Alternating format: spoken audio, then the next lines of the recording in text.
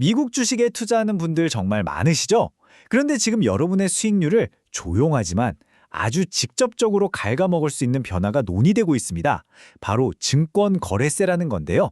오늘 이거 한번 제대로 파헤쳐 보겠습니다. 분명 수익을 봤는데 내 계좌의 돈은 왜 줄어들었지? 아마 머지않아 많은 미국 주식 투자자분들이 스스로에게 이런 질문을 던지게 될지도 모릅니다. 정말 미스터리하죠? 이 질문으로 오늘 이야기를 시작해볼까 합니다. 네, 바로 그 질문이 오늘의 첫 번째 주제로 이어집니다. 도대체 여러분의 수익은 어디로 사라지고 있는 걸까요? 그 원인을 지금부터 한번 찾아보죠. 자, 그 범위는요, 바로 금융거래세, 영어 약자로는 FTT라고 불리는 녀석일 가능성이 아주 높습니다.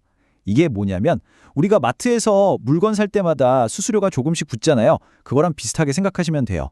앞으로는 주식을 살 때도 그리고 팔 때도 꼬박꼬박 세금이 붙을 수 있다는 거죠. 자, 그럼 이게 기존 방식이랑 얼마나 다른 건지 한번 비교해 볼까요? 왼쪽이 지금 현재 미국 제도입니다. 아주 간단하죠? 우리는 돈을 벌었을 때만, 그러니까 수익이 났을 때만 세금을 내면 됐어요. 그런데 오른쪽 새로 제안된 안을 보세요. 와, 이건 완전히 다릅니다. 이젠 내가 돈을 벌었든 심지어 손해를 봤든 상관없이 그냥 주식을 사고 파는 그 행위 자체에 세금을 내야 하는 겁니다. 뭐랄까, 주식시장에 들어갔다 나올 때마다 내는 통행세 같은 게 생긴다고 보시면 돼요. 아니 근데 그동안 거래가 활발하기로 유명했던 미국 시장이잖아요? 근데 왜 갑자기 지금 이 시점에 이런 세금을 만들려고 하는 걸까요? 다 이유가 있겠죠? 근데 여기에는 크게 세 가지 이유가 숨어 있습니다. 첫 번째는 그 초단타 매매 있죠? 컴퓨터가 0.001초 단위로 사고 파는 거요.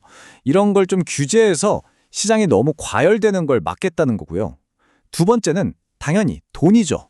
정부 재정을 확보할 새로운 세금원이 필요한 겁니다. 그리고 마지막 세 번째는 주로 거래를 많이 하는 부유층이나 기관 투자자들에게 세금을 더 걷어서 과세를 강화하려는 목적도 깔려 있다고 볼 수 있습니다. 자, 그런데 이게 미국 세금인데 우리랑 무슨 상관이냐고요? 아닙니다. 이게 우리 한국 투자자들한테 정말 직접적인 영향을 미치거든요. 왜 그런지 한번 보시죠. 실제 숫자로 보면 확 와닿으실 겁니다. 만약에 세율이 0.1%라고 가정해 볼게요. 내가 1,000만 원어치 주식을 사면 예전엔 비용이 0원이었죠. 근데 이제 10,000원의 세금이 붙습니다. 그리고 이걸 운 좋게 1,100만 원에 팔았다고 쳐요. 그럼 팔 때도 11,000원의 세금이 또 붙는 거예요. 보세요. 예전엔 전혀 없던 거래 비용 21,000원이 그냥 순식간에 생겨버린 겁니다. 이 돈이 전부 다 여러분 수익에서 빠져나가는 거죠. 이 차트를 보시면 이게 누구에게 더 큰 타격을 주는지 명확하게 보입니다. 왼쪽은 주식을 사서 길게 가져가는 장기 투자자예요. 세금 부담이 상대적으로 적죠.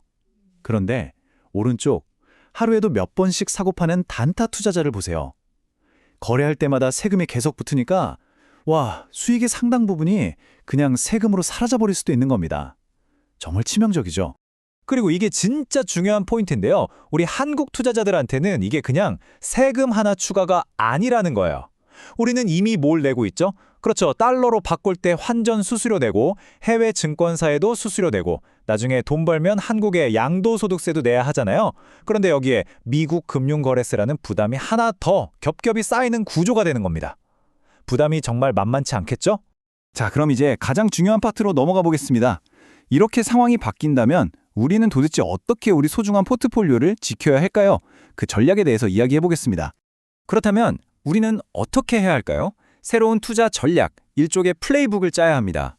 첫째, 아주 단순하지만 강력한 방법이죠. 전체적인 거래 횟수 자체를 줄이는 겁니다. 둘째, 짧게 치고 빠지는 것보다는 좀 더 길게 보고 투자하는 장기적인 관점을 가져야 하고요.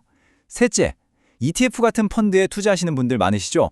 이젠 그 ETF가 안에서 얼마나 주식을 자주 사고 파는지, 즉 회전율이라는 걸 꼭 확인하셔야 합니다.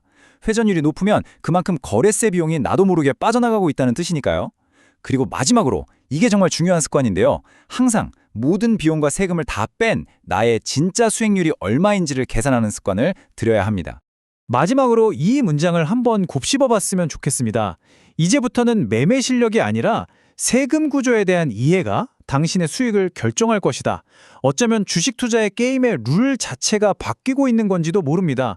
그리고 이 새로운 게임에서 승리하는 건 변화에 얼마나 똑똑하게 적응하느냐에 달려 있겠죠?